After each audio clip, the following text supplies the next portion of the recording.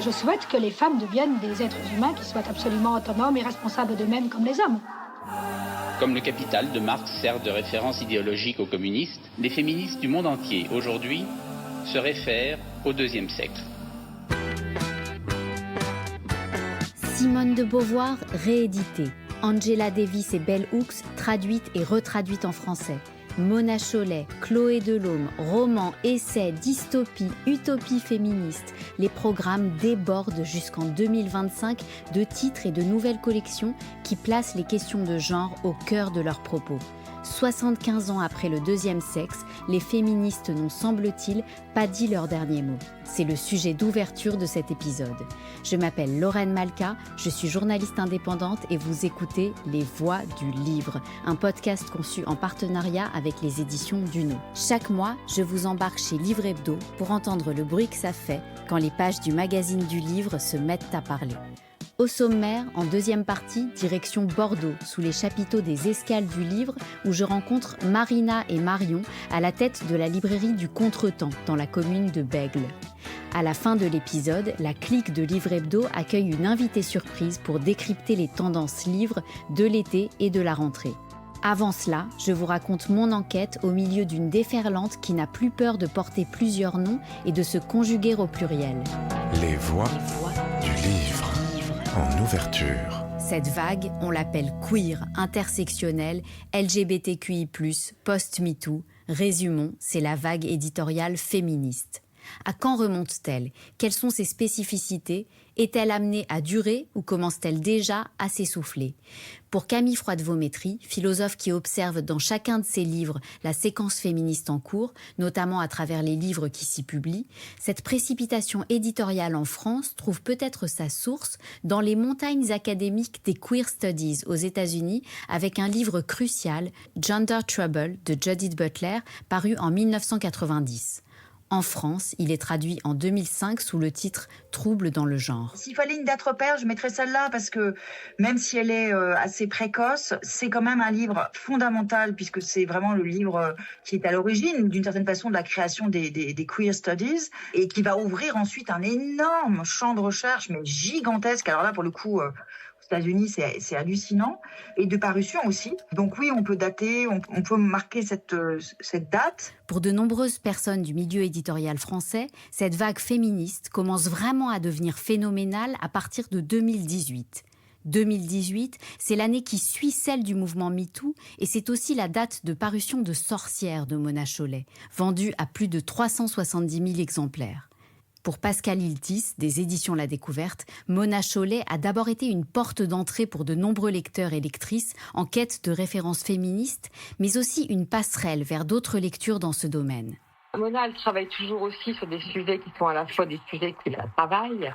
Comme chacun de ses livres est nourri aussi d'autres littératures, d'autres références, elle a aussi ouvert, je pense, à des lectrices des portes pour aller vers d'autres livres, d'autres autrices. Gloria Steinem, Rebecca Solnit, Silvia Federici font partie de la riche bibliographie que Mona Chollet a contribué à faire découvrir. Mais aussi des essayistes qui flirtent avec la fiction ou la poésie. Françoise Daubonne, Adrienne Rich, Nancy Houston ou encore Star Hawk. Une fluidité de genre littéraire que les féministes revendiquent comme un parti pris d'écriture, une façon de décloisonner les savoirs. Camille Froide-Vaumétry en est un bon exemple. Elle qui, après 4 essais de référence, a décidé de publier un roman, Pleine et douce, paru en 2024 chez Folio. Moi, je crois que quand on est féministe, en fait... en tout cas, c'est ce que je vis moi personnellement, c'est-à-dire plus j'avance et plus j'ouvre et je diversifie les registres d'écriture, parce que chaque registre a ses spécificités et produit ses effets. Bien des grandes autrices féministes ont été dans cette ouverture maximale des registres, à commencer par Simone de Beauvoir, pièces de théâtre, romans, récits de voyage, autobiographie, essais. Monique Wittig, c'est pareil, romans, essais, etc. Et donc, je pense qu'il ne faut pas négliger cet endroit-là du féminisme, qui est la fiction. Et il y en a de plus en plus. Alors évidemment, l'autrice en majesté, c'est Chloé Delhomme, de ce point de vue-là, mais il y en a plein d'autres. Et il y a surtout aussi de la poésie. La poésie, on va y venir, mais arrêtons-nous un instant sur cette propulsion de la fiction féministe. Ces 5 dernières années, sa production a été multipliée par 45. On est passé de 1360 références en 2018 à presque 200 000 en 2023.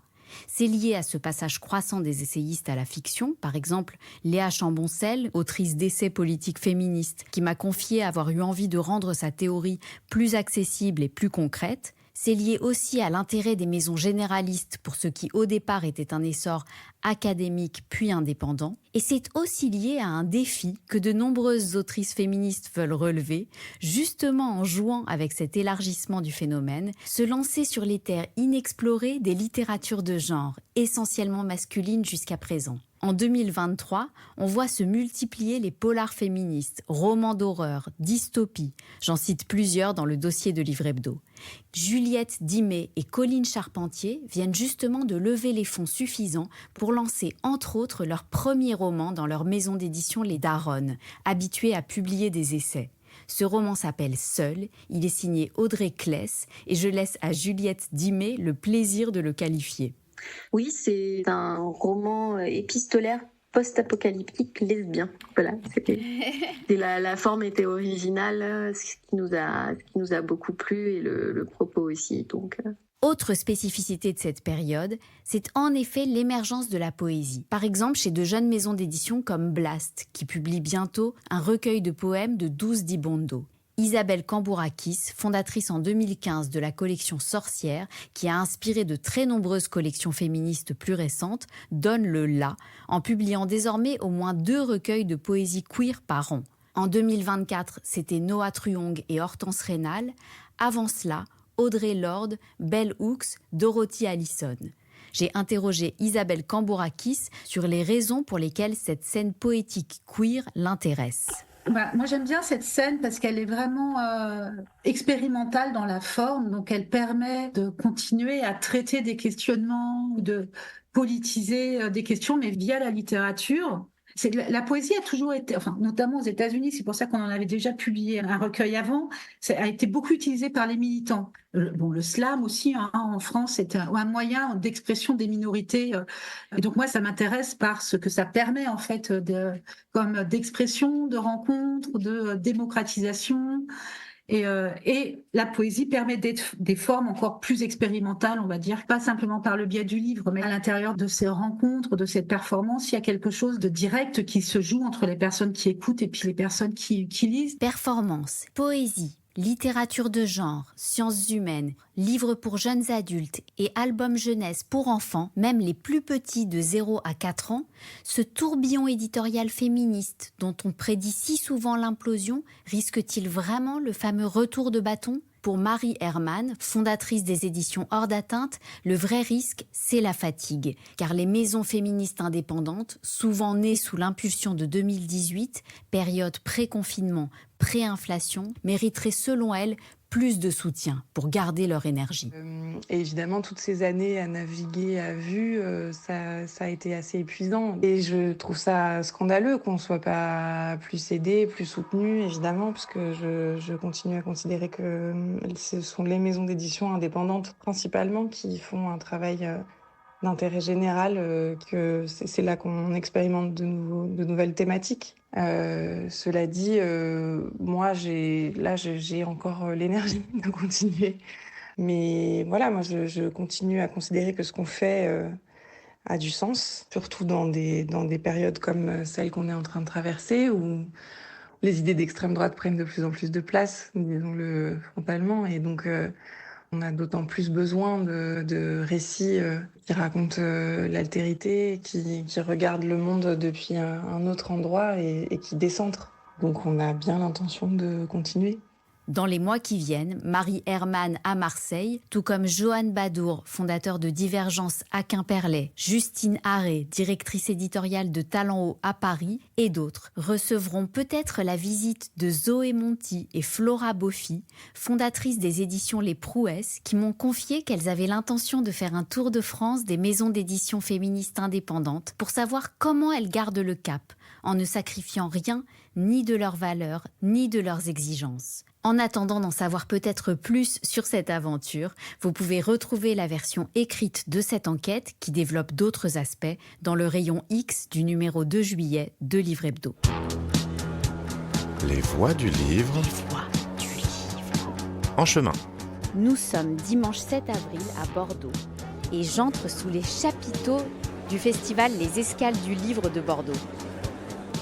Je m'approche du stand de Marina, qui a fondé en 2017 la librairie du Contretemps à Bègle, une banlieue très proche de Bordeaux. Dans quelques mois, sa collaboratrice Marion, qui est aussi sur le stand, se lancera dans un autre projet fou. Elles vont tout nous expliquer. Bonjour. Bonjour. Alors, Marina et Marion. On va se mettre un peu en retraite, on va prendre 3 chaises et on va s'asseoir. Votre librairie est située à quelques kilomètres d'ici, je crois. Est-ce que vous pouvez nous la décrire, cette librairie ? La librairie du Contretemps, c'est une librairie de 200 mètres carrés que j'ai imaginée comme mon propre appartement. Donc je voulais un endroit très chaleureux. Et l'idée, c'est que quand les gens rentrent chez nous, il faut qu'ils se sentent chez eux. Donc on a des tapis, des meubles de récup. C'est une librairie généraliste. Donc l'idée, c'est que chacun puisse y trouver ce qu'il souhaite. Et nos coups de cœur, on note d'ailleurs que nos coups de cœur sont les ventes les plus importantes de la librairie. Là, on est donc au festival Les Escales de Bordeaux. Je crois que c'est la première fois que la librairie du Contretemps participe à ce festival, il me semble. Marion. Oui, effectivement, les Escales du Livre, c'est un salon qui est emblématique à Bordeaux, qui fête sa 22e année. Et là, cette année, gros défi, on a 7 mètres linéaires de stand, c'est quand même un gros stand pour une première fois. On a fait le choix d'amener énormément de coups de cœur sur le stand puisque c'est notre marque de fabrique. Donc voilà, une grosse organisation finalement, puisque même si c'est 3 jours d'ouverture au public, c'est plutôt 3 mois de préparation parce qu'il faut préparer les bibliographies, recevoir les livres, sortir des cartons, remettre en carton, pour encore une fois recréer un lieu chaleureux sur le stand pour refléter l'esprit de la librairie. On est entouré de grandes marches ensoleillées. Est-ce que ça vous dit qu'on aille se mettre un petit peu au calme pour continuer l'interview ? Allez. On attend Marina. On est incapable de faire quoi que ce soit sans que ça ressemble à une colocation. Puis à la guitare de Jérôme. Alors Marina, vous avez fondé cette librairie après une reconversion, je crois. Oui, avant j'étais cadre de santé, c'est-à-dire j'ai travaillé dans la fonction publique hospitalière pendant 13 ans et comme beaucoup de soignants, à un moment il a fallu que je sorte de ce système-là qui ne me convenait pas du tout. Le seul domaine qui m'intéressait c'était le livre. J'ai mis 1 an en fait à aboutir ce projet-là. La première chose à trouver c'était l'emplacement. J'ai pas fait la méthode conventionnelle qu'on apprend dans les écoles de commerce. J'ai plutôt marché comme j'ai toujours fonctionné et comme je fonctionne encore aujourd'hui, au feeling et à la rencontre. C'est-à-dire j'ai tendance à être très attentive au bruit du monde. Et Bègle, c'est une ville particulière, c'est une ville qui a été communiste pendant des années, qui a été écolo et connue pour son engagement écolo et politique en fait depuis plusieurs années. Il n'y avait aucune librairie indépendante. Bègle avait la mauvaise réputation d'être une ville ouvrière et j'ai quand même entendu cette grossièreté qui disait que ça valait pas le coup d'installer une librairie là parce que les ouvriers ne lisent pas. Ce que j'ai assez mal pris et surtout on a démontré le contraire de par le fait que non seulement les ouvriers lisent ou cherchent à faire lire leurs enfants, mais c'est surtout c'est une ville qui a changé, en fait, qui est en train d'évoluer, qui s'est gentrifiée. Et moi, ce qui m'importe en fait dans mon rapport à la littérature et à ma clientèle, c'est un côté populaire. C'est-à-dire, je considère que la culture, c'est quelque chose qui nous appartient à tous et je mets finalement la littérature sur le même plan que la gastronomie, mais la gastronomie dans sa forme la plus simple, à savoir un repas partagé, même un poulet du dimanche. Et je considère que le livre, en fait, devrait avoir la même place dans les foyers. Donc j'ai ouvert en juillet 2017. En fait, tout de suite, j'ai pu rencontrer un public. J'ai eu un lectorat qui est resté fidèle. Hein, c'est-à-dire que dans l'histoire, on a perdu très très peu de gens. C'est-à-dire les gens qui ne viennent plus sont les gens qui ont déménagé ou qui sont décédés. Pardon. Ok. C'est une bonne raison de plus venir. Ouais, de plus venir, c'est ça. Je crois que la gastronomie comme analogie pour la lecture, c'est quelque chose que vous mettez en pratique dans la librairie, puisque je crois qu'il y a souvent des événements qui relient les deux. Marion. Oui, effectivement, à la librairie, on est une équipe de mangeurs et de mangeuses, ça c'est indéniable. Quand on parle pas de livres, on parle de nourriture généralement. Et on a bien remarqué que notre clientèle, c'était la même chose. Donc c'est souvent des tables rondes et des apéros. Il y a une grande énergie dans la préparation du houmous à la librairie, qui est connue jusque chez les éditeurs parisiens qui nous en parlent quand on les a par mail. Marina, je crois que vous intervenez régulièrement dans des collèges pour parler de votre métier de libraire. Est-ce que vous pouvez nous dire un petit peu ce qui ressort ? Est-ce que les collégiens, collégiennes s'intéressent à ce métier et comment vous faites pour leur donner envie, si c'est votre but ? Ce qui les intéresse beaucoup aux gamins, c'est l'argent. Donc j'attaque toujours mes interventions par l'aspect financier, parce que plein de gamins vous disent qu'est-ce que je veux faire dans la vie, moi je veux gagner de l'argent. Bon, sachant que donc étant en reconversion, je leur explique toujours que je gagnais beaucoup mieux ma vie quand j'étais cadre de santé ou infirmière que quand j'ai démarré en tant que libraire. Ils trouvent ça toujours incroyable et ils se demandent comment on peut laisser tomber en fait de l'argent pour autre chose. J'essaie de leur expliquer qu'on peut avoir plusieurs carrières et que ce qui doit nous animer, vu le temps qu'on passe au travail, c'est quand même l'intérêt qu'on porte à son boulot et l'intérêt des rencontres qu'on fait dans le travail. Les livres en fait sont pour moi un médiateur, un modérateur dans ces rencontres-là. Et finalement, ils se rendent pas compte que le livre fait partie de leur vie et qu'ils sont déjà lecteurs. Par exemple, les lecteurs de manga pensent qu'ils lisent pas vraiment de livres. Pareil pour les amateurs de BD. Et en fait, j'essaie de leur faire comprendre déjà que c'est un vrai objet, c'est un rapport à l'imaginaire. Et je fais beaucoup de liens avec les animés qu'ils peuvent regarder et puis ils en mangent des quantités phénoménales. Donc je les trouve toujours et j'ai beaucoup de foi et beaucoup d'espoir. Moi, j'ai confiance dans la vivacité de notre métier et le devenir de notre métier parce que ces gamins sont pas du tout fermés ou bégueules sur le rapport au livre. Marion, vous allez bientôt vous lancer dans un projet fou dans la ville où vous vivez. Un projet fou qui est en complicité avec la librairie du Contretemps. On se lance dans un nouveau projet, celui de reprendre la librairie de Créon. Créon, c'est situé à 40 minutes, 25 km de Bordeaux. En ruralité, c'est une ville de moins de 5000 habitants. C'est une ville qui est au central de l'entre-deux-mers. Il y a une librairie qui est là-bas depuis 10 ans, qui malheureusement a perdu son public ces dernières années. Et la libraire en poste a décidé de vendre. Et c'était l'occasion pour moi, qui habite Créon, de faire une petite sœur à la librairie du Contretemps avec l'appui financier et humain du Contretemps. C'est un projet dingue et finalement j'y vais les deux pieds dans le plat et les yeux fermés quoi. Allons-y quoi. Le défi, c'est de faire fidéliser un nouveau public à Créon. Je sais que c'est possible parce qu'en réalité, étant cliente d'autres commerçants créonnais et habitant là-bas, je sais que je suis très attendue partout où je vais. On me dit alors comme ça, vous reprenez la librairie, on a hâte. Donc voilà, ça c'est déjà un enjeu très excitant. Après, effectivement, moi j'ai l'habitude de travailler avec mes 6 collègues, on est très proches. Je vais me retrouver toute seule. Il va falloir, alors toute seule oui et non, parce qu'ils sont avec moi et derrière moi, mais il va falloir assurer, il va falloir effectivement être là pour un nouveau public que je vais rencontrer en réalité. Donc ça, c'est un gros enjeu. Ok, pour ce podcast, Livre Hebdo a conçu en partenariat avec les éditions Duno un temps de formation au métier de libraire. Les éditions Duno éditent sous les marques Duno et Armand Collin des livres à destination des professionnels, des étudiants et du grand public pour rendre le savoir accessible au plus grand nombre. Je suis toujours avec Marina et Marion qui partagent avec nous l'un des enjeux à venir pour la librairie de Créon. Marina. Alors, on a un montage financier à réaliser. Dans le montage financier, on va envisager l'ameublement, les travaux de rénovation et l'implantation du stock. Le stock, c'est la grosse dépense en fait lors d'une création de librairie. On va devoir créer de A à Z un fonds pour cette librairie. Quand on monte un projet comme ça, si on veut avoir certains budgets du CNL, de la DRAC, il faut des objectifs chiffrés.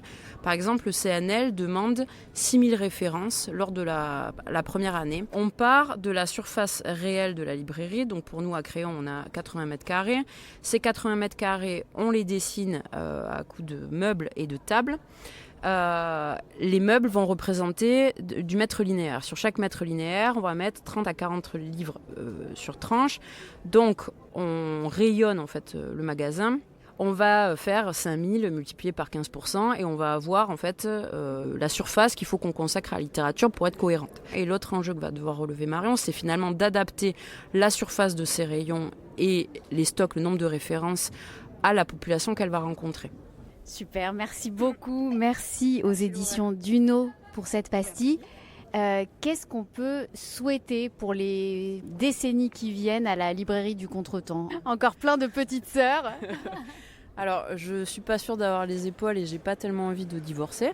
Mais ce que je nous souhaite, c'est de garder cette belle dynamique d'équipe et de prendre toujours autant de plaisir à travailler ensemble et à travailler avec notre lectorat pour nous aider à grandir et pour les aider à les accompagner en fait dans toujours plus de lectures. Merci à toutes les deux. Merci. Les voix du livre en haut de la pile.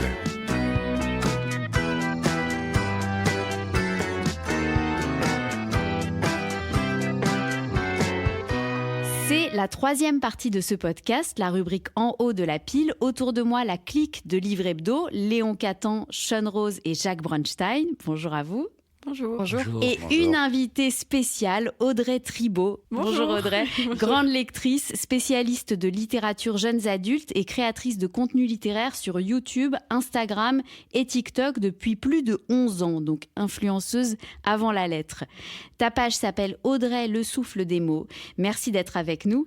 Avant d'entendre vos coups de cœur et décryptage de tendances pour l'été et la rentrée, Jacques, tu nous souffles non pas le mot, mais le chiffre du mois. Le chiffre du mois, c'est 459. C'est le nombre de romans qui va sortir à la rentrée 2024, c'est-à-dire entre le mois d'août et le début du mois d'octobre. C'est le chiffre qu'on nous demande le plus à Livre Hebdo. Les gens ne veulent pas savoir, je ne sais pas pourquoi, combien il y a de livres qui paraissent au total dans l'année, combien il y a de livres qui paraissent à la rentrée de janvier. Non, ce qu'on veut savoir, c'est le chiffre de la rentrée littéraire. Eh bien voilà, cette année, c'est 459. C'est un tout petit peu moins que l'année dernière, 466. On assiste à ce qu'on pourrait appeler un atterrissage en douceur, c'est-à-dire que chaque année c'est un peu moins, mais c'est un peu moins. Donc bon, apparemment 450 par rapport à la taille du marché, par rapport au nombre de maisons qui publient de la littérature, par rapport aux auteurs qui veulent faire partie de la rentrée littéraire, il semblerait qu'il y ait une logique à ce qu'on tourne autour de 450 puisqu'on y est arrivé progressivement d'année en année. J'ajoute que cette année, il y a 148 romans étrangers. C'est un tout petit peu plus que l'année dernière. Ça fait à peu près 5 ans qu'on est autour de 145. Et ben là, on remonte de 3 romans. Et on a également 68 premiers romans français. Ça, c'est une baisse. On était à 74 l'année dernière. Peut-être que les éditeurs sont un petit peu plus frileux sur les premiers romans. Mais bon, il y a quand même 311 romans français qui vont se battre pour les prix le plus prestigieux d'entre eux, le Goncourt. Il y a de quoi faire. Merci Jacques. Audrey, à toi l'honneur. Tu es venue avec un roman très estival, mais peut-être moins léger qu'il n'y paraît. Tout à fait. Alors aujourd'hui, j'ai très envie de vous parler du livre Les coquillages ne s'ouvrent qu'en été de Clara Hérault, qui est publié aux éditions Hachette Roman et qui est un livre qui aborde la thématique des relations entre sœurs. C'est deux sœurs qui ont grandi et qui ne s'entendent plus vraiment. Donc elles vont passer leur été sur la côte basque. Moi, j'adore la côte basque, donc j'étais très contente que le livre se passe là-bas. Et chacune va avoir ses propres problématiques finalement, ses propres épreuves durant cet été-là. Il y en a une qui veut partir en Australie après avoir passé son bac et qui ne s'entend pas du tout avec sa mère et c'est un peu l'ado rebelle, mais même si c'est une jeune adulte. Et il y a la plus grande qui, elle, a passé une année très éprouvante à Assas et qui commence peu à peu à sombrer finalement dans les pensées sombres et l'anxiété, mais personne autour d'elle ne le voit.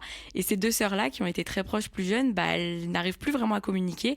Et durant cet été-là, en tant que lecteur ou lectrice, on espère qu'elles vont retrouver le chemin de l'entente, de l'amour mutuel, parce qu'on sent qu'elles s'aiment, mais qu'elles n'arrivent juste pas à se le dire.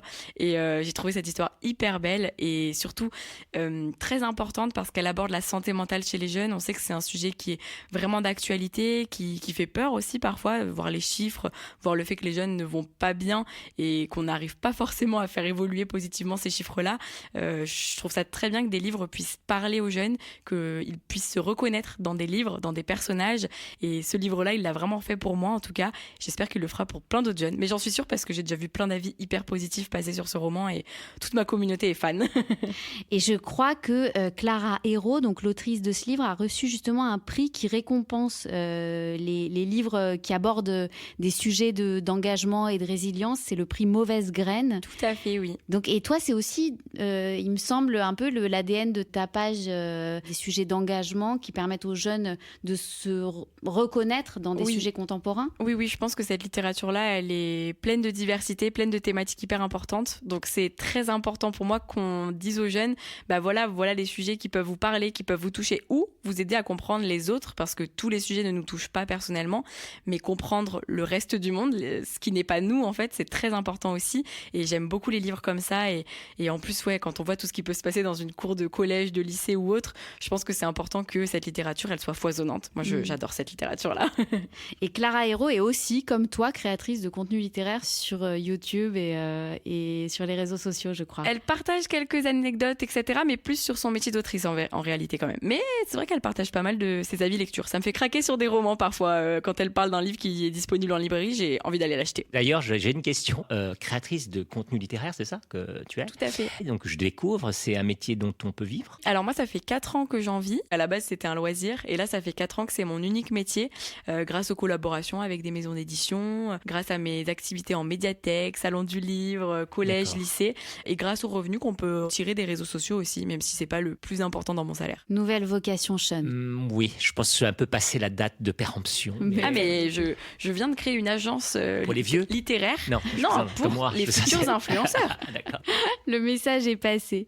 On passe à toi, Léon. Première fois aussi dans ce podcast. Tu es journaliste à Livre Hebdo depuis 2 ans et par ailleurs rédactrice en chef de Sorociné, qui est un média de cinéma féministe avec des chroniques, des vidéos, un podcast, une newsletter, un contenu vraiment très riche, je recommande. Et tu es venue nous parler d'un conte très court mais intense. Oui, tout à fait. Il s'agit de La femme aux mains qui parlent de Louise May, publiée dans la collection Nouvelle Lune d'Au Diable Vauvert. Louise May, on la connaît surtout pour ses thrillers sociaux. Le dernier en date, Petite Salle, Landerneau du Polar 2023, mettait en scène une sombre histoire de kidnapping dans une vallée de champs de betteraves. Là, La femme aux mains qui parlent, ça dépeint un autre aspect de la nature qui est beaucoup plus accueillant et non domestiqué par l'homme. C'est un conte sans princesse ni bonne fée où une jeune femme sourde et muette s'épanouit seule dans sa ferme jusqu'à l'arrivée d'une meute de loups. En à peine 80 pages, donc, Louise May brosse le portrait d'une solidarité qui transcende les espèces, où le sauvage devient sensuel. Et c'est pas une fable écoféministe qui sort de nulle part. Sa date de publication, le 23 mai, ne relève pas du hasard. Pour comprendre, il faut interroger le ciel, et tout particulièrement le calendrier lunaire. Parce que oui, c'est tout le concept de la collection Nouvelle Lune d'Au Diable Vauvert. 2 à 3 livres paraissent par an, en synchronicité presque parfaite avec les solstices et les équinoxes.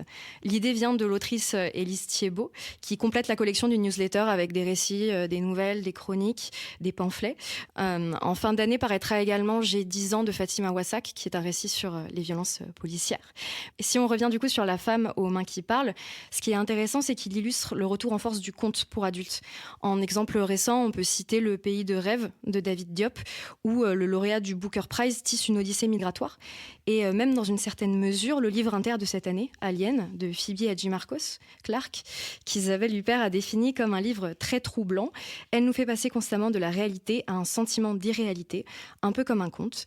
Et c'est peut-être ça qui plaît autant aux auteurs et lecteurs de contes. C'est aussi profond qu'un roman, mais aussi court qu'un pamphlet. Et ça permet donc d'allier les deux, de manier les symboles pour coller à la réalité d'aujourd'hui. Merci Léon. Audrey, on est encore sur une thématique engagée. Est-ce que ça te donne envie ? Oui. Les romans féministes qui abordent ces thématiques-là, j'adore. Mais je pense qu'en tant que femme, on peut que adorer ces thématiques-là ou les lire pour s'enrichir, en fait. Je trouve ça tellement important. Et puis je précise que Louise May, sa particularité, c'est vraiment une autrice moi que j'aime beaucoup, elle est vraiment sur le polar et sur le roman noir féministe, ce qui est quand même une tendance actuelle, mais qui à l'époque où elle s'est lancée était assez rare. Enfin, c'est une autrice qu'il faut suivre de près, je pense. Puis ce qui est intéressant aussi, c'est qu'elle a formé un collectif avec d'autres autrices de polar qui s'appelle les Louves. Et justement, c'est les loups qui sont des figures protectrices dans le conte qu'elle vient d'écrire. Tout se rejoint finalement. Tout se rejoint. Sean, c'est à toi. Parmi les 459 titres de la rentrée, tu en as choisi un. Non, il ne faut pas exagérer, pas un, mais c'est vrai, c'est par rapport. Et j'ai regardé toute la rentrée. C'est vrai que dans toutes les rentrées, il y a évidemment Amélie Nothomb, il y a Mabanckou, il y a Yves Ravet chez Minuit. Mais il y a des grands retours. Il y a le retour d'Aurélien Bélanger qui signe un livre qui s'appelle Les derniers jours du Parti socialiste. Donc je ne sais pas si c'est prémonitoire. Ou il y a le retour de Kamel Daoud qui vient avec un livre qui s'appelle Ouris chez Gallimard sur les années de plomb en Algérie. Donc la guerre civile. Le roman est très poétique, très lyrique, très engagé. Mais je voulais parler de ce livre, mon chouchou, je vais dire, parce que je suis de son premier qui s'appelait Le rapport chinois. Donc l'auteur s'appelle Pierre Darcagnan. Il a signé un deuxième roman qui s'appelle Nous sommes immortels chez Anne Carrière. Un couple de sorcières, une mère et une fille de sorcières qui habitent à la Goutte d'Or, dans le 18e arrondissement de Paris. Et ces deux sorcières, elles sont... Alors l'une, la mère, Jeanne, est une féministe de la première heure. Elle était dans tous les engagements des années 70. Elle a côtoyé Deleuze, Sartre, etc. Elle a milité, elle était aux États-Unis. Et la fille est, elle, disons, plutôt une sorcière 2.0. Elle a un côté, disons, féministe, mais elle est beaucoup plus sceptique et elle est plus sarcastique. Elle se moque un peu des poncifs qu'on peut avoir sur la domination, etc. Donc, en fait, c'est très drôle et c'est vraiment un livre qui déconstruit la déconstruction, si je puis dire. Pierre Darcagnan, c'est comme Jonathan Swift et Gulliver ou un Voltaire, vous voyez, avec Candide. C'est pas du tout quelqu'un qui est anti-woke, mais c'est vrai que c'est très drôle, c'est très foisonnant. On est aussi dans le merveilleux avec cette histoire de sorcière. C'est quasi impossible de le résumer, j'espère que je vous ai pas trop perdu, mais c'est vraiment, c'est plein d'humour, très riche. Pierre Darcagnan, Nous sommes immortels, 2 LES, parution chez Anne Carrière le 23 août. Je rappelle les titres évoqués aujourd'hui. Les coquillages ne s'ouvrent qu'en été de Clara Hérault, c'est chez Hachette Roman, c'est le choix d'Audrey Le Souffle des mots. La femme aux mains qui parle de Louise May, c'est paru dans la collection Nouvelle Lune, dirigée par Élise Thiebaud au Diable Vauvert, c'est le choix de Léon Catan. À mon tour, on dit que la littérature peut changer le monde, c'est un pari, et il a été relevé par le roman dont je vous parle aujourd'hui. Ce roman s'appelle Ex, il est signé Agnieszka Spila, traduit du polonais, et il débarque en France à la rentrée chez Notabilia. Déjà, le livre, c'est un coup de poing. C'est une dystopie écoféministe qui se déroule à Varsovie, d'abord dans un futur proche. Anna, l'héroïne, est PDG d'une compagnie pétrolière et elle se retrouve une nuit, elle est somnambule et elle est filmée en train de faire l'amour avec un arbre. Ce sont des choses qui arrivent. La vidéo devient virale, elle est licenciée, humiliée, bref, sa vie s'effondre. Et c'est là que l'histoire prend un tour complètement inattendu. Anna se retrouve projetée 3 siècles en arrière, au XVIIe siècle, dans une forêt du duché de Ness, toujours en Pologne, où elle est attendue par une certaine Mathilde, qui est la petite fille de la fondatrice d'une communauté de terreuses. Ce sont des femmes qui vivent nues dans la forêt et qui font l'amour avec des arbres. Ce roman est très déstabilisant, surtout si vous avez un peu peur des femmes politiquement insoumises qui assument leur nudité et un rapport intense à leur corps, à leur combat, à leur liberté et à la nature. Mais c'est surtout un livre parfaitement mené sur le plan dramaturgique, très intelligent et parfois très drôle. Donc je vous le conseille déjà pour ces raisons. Olga Tokarczuk, qui est prix Nobel de littérature, dit que c'est une torpille qui change à tout jamais notre façon de penser. Mais en plus, comme je le disais, ce livre a changé le monde, très concrètement. Pourquoi ? Parce que cette autrice, Agnieszka Spila, est la mère de jumelles de 18 ans qui portent toutes les deux un lourd handicap. Or, en Pologne, la loi exigeait jusqu'à très récemment que les mères d'enfants handicapés s'occupent de leurs enfants à temps plein pour percevoir l'allocation de soutien et qu'elles n'aient pas le droit de travailler. Agnieszka pouvait signer ses livres, mais ce sont ses amis qui signaient les contrats et donc qui touchaient les avances. Quand Ex, ce livre, est paru, son retentissement en Pologne a été tel que Agnieszka, propulsée sur le devant de la scène, s'est mobilisée avec ses amis activistes qu'elle appelle le gang. Elle a publié un article qui lui a valu le prix de journalisme le plus prestigieux en Pologne. Elle a organisé des manifestations pendant 1 an et demi devant le palais présidentiel jusqu'à faire réformer la loi. Depuis le 1er janvier 2024, grâce à ce livre, grâce à son autrice et à son gang, les mères d'enfants handicapés ont le droit de travailler en Pologne. Voilà comment un livre peut concrètement changer le monde. Merci à Manon Frappa, son éditrice, de m'avoir raconté cette histoire qui donne beaucoup d'espoir. Et merci à tous les 3. Je vous souhaite un bel été et on se retrouve à la rentrée pour continuer de voir les pages du monde se tourner. À bientôt. Merci. À bientôt. Au revoir. C'était Les Voix du Livre, le podcast mensuel de Livre Hebdo présenté par Lorraine Malka. À la musique, Ferdinand Bayard. Si vous avez aimé cet épisode, abonnez-vous au podcast Les Voix du Livre et envoyez-nous des tas de cœurs et d'étoiles. À bientôt!